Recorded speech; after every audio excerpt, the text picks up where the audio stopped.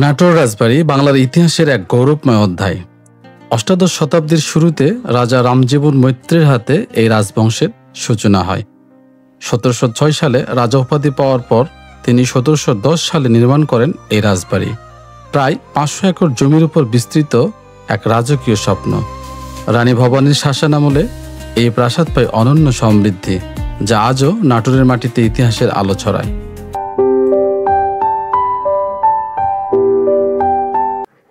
সকালে বগুড়া থেকে মোটরসাইকেলে রওনা হয়েছি আমরা, বৃষ্টিস্নাত আবহাওয়ার মাঝে। বাতাসে ফুলের গন্ধ, চারদিকে কুয়াশার মতো ঝাপসা দিগন্ত।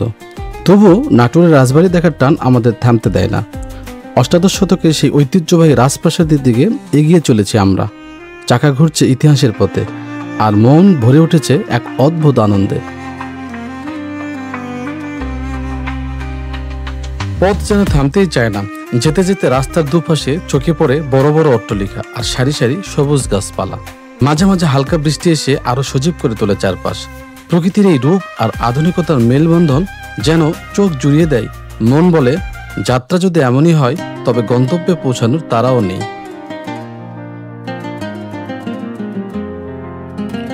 দেখতে দেখতে আমরা পৌঁছে গেলাম অষ্টাদশ শতকের সেই ঐতিহ্যবাহী নাটোর রাজবাড়ির গেটে।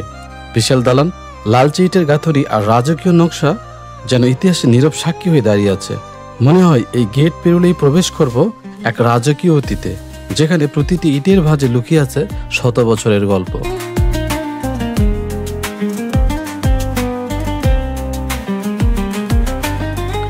গেট পেরিয়েই যেন সময় থমকে দাঁড়ালো। প্রথমে চোখে পড়ল বিশাল এক গাছ, তার ছায়ায় যেন ইতিহাসের নিঃশ্বাস লুকিয়ে আছে। পাশেই শান্তভাবে শুয়ে আছে জলটুঙ্গি পুকুর, নাটোর রাজবংশের অপূর্ব নিদর্শন, যার জলে রাজপ্রাসাদের প্রতিচ্ছবি দোল খাচ্ছে।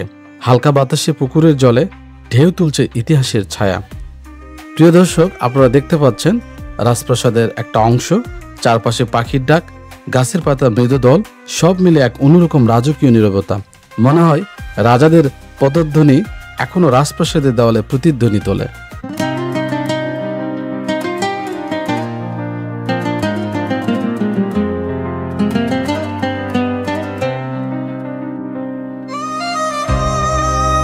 প্রিয় দর্শক, আপনারা দেখতে পাচ্ছেন বড় তরফ রাজপ্রাসাদ। আসলে নাটোরের রাজপরিবারের সময়ের সঙ্গে সঙ্গে সৃষ্টি হয় দুইটি তরফ বা দুইটি শাখা, যেটা বড় তরফ এবং ছোট তরফ বলা হয়। তরফ শব্দের অর্থ হচ্ছে শাখা বা অংশ। রাজা রামজীবন চৌধুরীর বংশধর ও রানী ভবানীর যে উত্তরসূরি, এই উত্তরসূরিদের বসবাস ছিল বড় তরফে। মূলত আপনারা দেখতে পাচ্ছেন এই অংশটাই কিন্তু বড় তরফ, এবং এই অংশেই ছিল মূল প্রাসাদ বা রাজকীয় কার্যালয়, প্রশাসনিক ভবন, অতিথিশালা এবং উদ্যান। আর অন্যদিকে রাজপরিবারের যে দ্বিতীয় শাখা বা উপশাখা, সেটা ছিল ছোট তরফ। এটা তুলনামূলকভাবে ছোট এলাকা, তবে এখানেও ছিল আলাদা প্রসাদ বা জমিদারি ব্যবস্থাপনা। আপনাদের একটু পরে সেটা দেখাবো। সময়ের সঙ্গে সঙ্গে এই দুই তরফের আলাদা পরিচয় তৈরি হয়। আজও নাটোরের রাজবাড়ির এই দুই তরফ, বড় তরফ এবং ছোট তরফ, ইতিহাসের নিঃশব্দ সাক্ষী হয়ে দাঁড়িয়ে আছে, যেখানে প্রতিটি দেওয়াল বলে যায় কেমন ছিল একসময় বাংলার জমিদারের ঐতিহ্য। তো প্রিয় ভিউয়ার্স, আপনারা দেখতে পাচ্ছেন এইটি একটু বন্ধ ছিল। বন্ধ থাকার কারণে আপনাদের ভিতরে দেখাতে পারলাম না। তো বড় তরফের বাইরের অংশটা আপনাদের দেখাচ্ছি।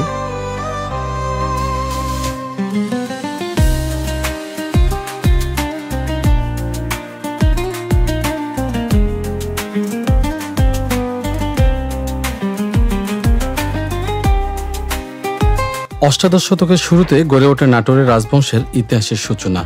1706 সালে পরগনা বানগাছির জমিদার গণেশ রায় ও ভবানীচরণ চৌধুরী রাজস্ব দিতে ব্যর্থ হলে তাদের জমিদারি কেড়ে নেওয়া হয়। তখন দেওয়ান রঘুনন্দন সেই জমিদারি বন্দোবস্ত নেন তার ভাই রামজীবন চৌধুরীর নামে, আর সেই থেকে শুরু হয় এক রাজবংশের গল্প।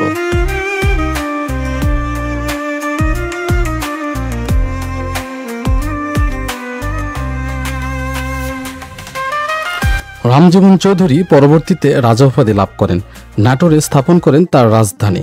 1710 সালের দিকে তিনি নির্মাণ করেন এই রাজপ্রাসাদ, আজকের এই ঐতিহ্যবাহী নাটোর রাজবাড়ি।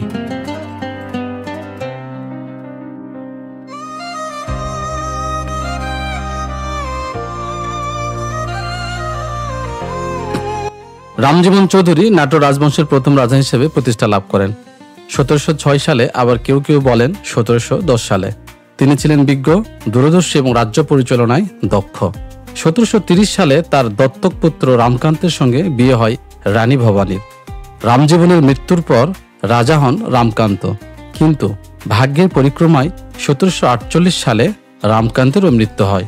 তখন নবাব আলীবর্দী খাঁ নাটোর রাজ্যের দায়িত্ব অর্পণ করেন রামকান্তের পত্নী রানী ভবানীর হাতে।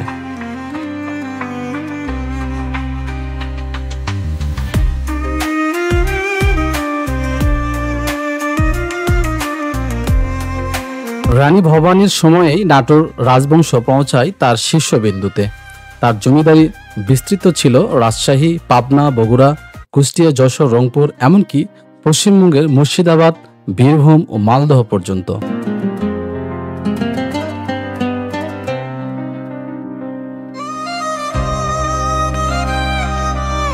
রানী ভবানীর প্রজ্ঞা, মানবতা আর শাসন দক্ষতা আজও নাটোরের ইতিহাসে স্বর্ণাক্ষরে লেখা আছে।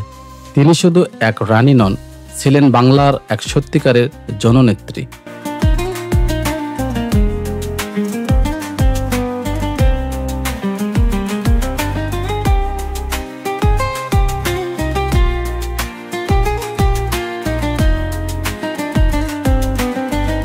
বড় তরফ পেরিয়ে চোখে পড়ল এক নজরে নাটোরের রাজবাড়ির ফলকের দিকে। ইতিহাস যেন হঠাৎই দাঁড়িয়ে গেল আমার সামনে। এই রাজবাড়ির অন্তঃপুরে আছে রানীমহল, যেখানে একদিন বসতেন রানী ভবানী, বাংলার এক অমর নাম, দয়ার প্রতীক। কখনো এই মহলে বাস্ত ঢাকের শব্দ, রাজসভায় গাইত সঙ্গীত, আর উঠোনে ঝলমল করত দ্বীপের আলো। প্রিয় বন্ধুরা, আপনাদের এখন দেখাবো রানীমহল।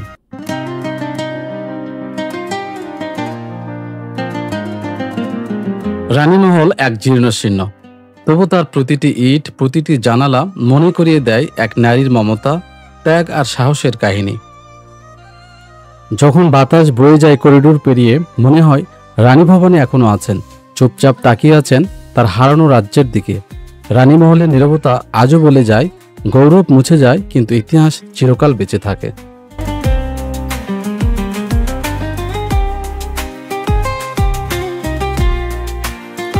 1716 সালে জন্ম নেওয়া এই মহিষী নারী ছিলেন বর্তমান বাংলাদেশের নাটোরের জমিদার রাজপরিবারের অন্যতম শাসক। পিতা আত্মারাম চৌধুরী, মাতা তমা দেবী চৌধুরী। এক রাজপরিবারের জন্ম নিয়েও ভবানী ছিলেন অদ্ভুতভাবে সাধারণের আপনজন।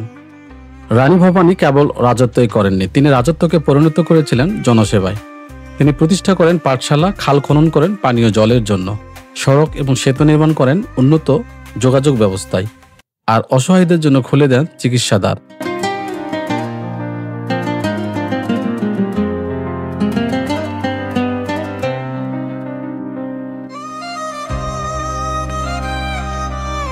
রানী ভবানীর ধ্যান ধারণা এবং মানবিকতার জন্য প্রজারা তাকে স্নেহভরে ডাকত মহারানী ভবানী। তিনি ছিলেন বাংলার নারী শক্তির এক প্রতীক, একজন জননী, যিনি ক্ষমতার আসনে থেকেও মানুষের হৃদয়ে স্থান করে নিয়েছিলেন ভালোবাসায়।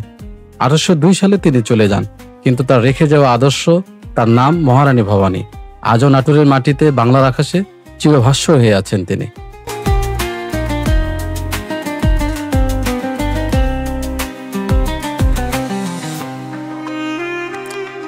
বন্ধুরা, এটি হচ্ছে সেই নাটোরের রাজপ্রাসাদের বৈঠকখানা। এখানে একসময় বসতেন রাজা রামজীবন, রানী ভবানী কিংবা তাদের উত্তরসূরিরা। প্রজাদের অভিযোগ শুনতেন, আলোচনা হতো রাজ্যের ভবিষ্যৎ নিয়ে। দেওয়ালে ঝুলত রাজাদের প্রতিকৃতি, টেবিলে থাকতো পিতলের লণ্ঠন, আর ঘর জুড়ে ভেসে বেড়াতো চন্দন আর আতরের গন্ধ। কখনো এই বৈঠকখানাই ছিল নাটোরের রাজনীতির কেন্দ্র, আবার কখনো কখনো সাহিত্য, সঙ্গীত আর সংস্কৃতির মিলনস্থল। বৃদ্ধ রাজপুরোহিত, তরুণ কবি, ব্রিটিশ দূত সবাই একসাথে বসতেন এই ঘরে।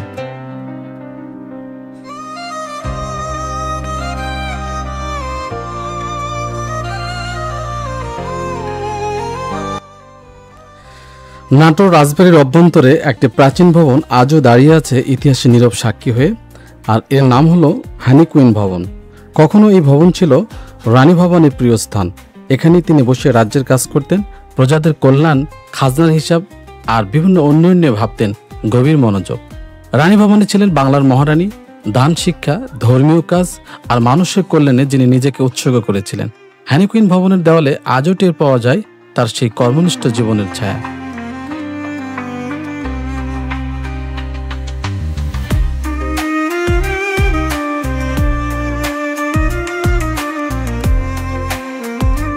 আজ ভবনগুলো জীর্ণশীর্ণ, দেওয়ালে রং মলিন, ছাদের কাঠে সময়ের ছাপ। তবু বিকালের সূর্য যখন জানালার ফাঁক দিয়ে ঢোকে, মনে হয় রানী ভবনের আত্মা যেন এখানেই আছেন, চুপচাপ তাকিয়ে আছেন তার প্রজাদের দিকে। এ যেন রানী ভবনের নীরব উপস্থিতি, যেখানে ইতিহাস এখনো নিঃশব্দ ফিসফিস করে বলে যায়, এই ছিল বাংলার এক সত্যিকারের মহারানীর আসন।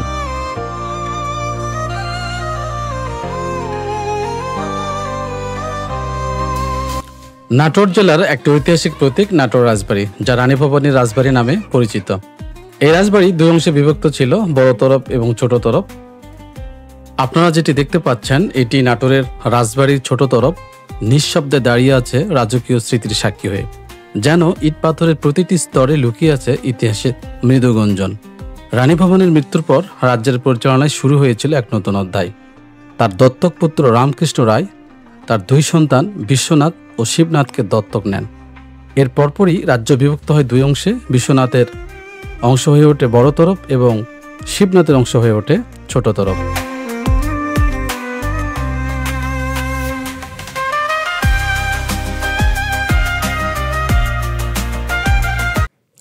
ছোট তরফ শুধু এক স্থাপনার নাম নয়, এ যেন ইতিহাসের বুকে লেখা এক নতুন অধ্যায়, যেখানে পারিবারিক বিভাজন গড়ে তুলেছিল রাজবংশের নতুন মানচিত্র।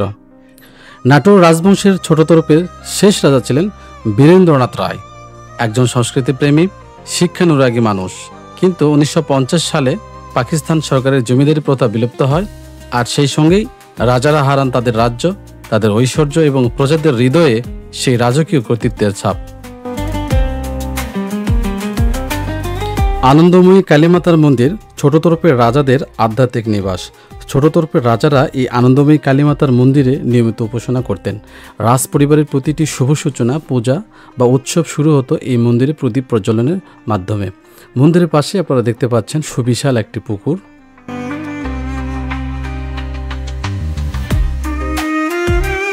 প্রিয় বন্ধুরা, আপনারা দেখতে পাচ্ছেন কাছারি বাড়ি। নাটোর রাজবাড়ির প্রাঙ্গণে দাঁড়িয়ে আছে এক নিঃশব্দ সাক্ষী, কাছারি বাড়ি, যেখানে একসময় রাজ্য পরিচালনার ব্যস্ততা ছিল দিন রাত। অষ্টাদশ শতকে রাজা রামজীবন মৈত্র এই ভবন নির্মাণ করেছিলেন। খাজনা আদায়, বিচার আর প্রশাসনিক কর্মকাণ্ডের জন্য দৃঢ়স্তম্ভ আর খিলানযুক্ত জ্বালানাই ছিল রাজশক্তির ছাপ। কিন্তু আজ সেই কাছারি বাড়ির সময়ের আঘাতে ভাঙাচোরা, দেওয়ালের প্লাস্টার খসে পড়ছে, ছাদে জন্মেছে বুনো ঘাস, আর নিস্তব্ধতায় ভাসছে এক হারানো ঐতিহ্যের আর্তনাদ। তবুও এই ধ্বংসস্তূপ যেন এখনো ফিসফিস করে বলে, এখানেই ছিল নাটোর রাজ্যের প্রশাসনের প্রাণকেন্দ্র, এখানেই লেখা হয়েছিল ইতিহাসের এক গৌরবময় অধ্যায়।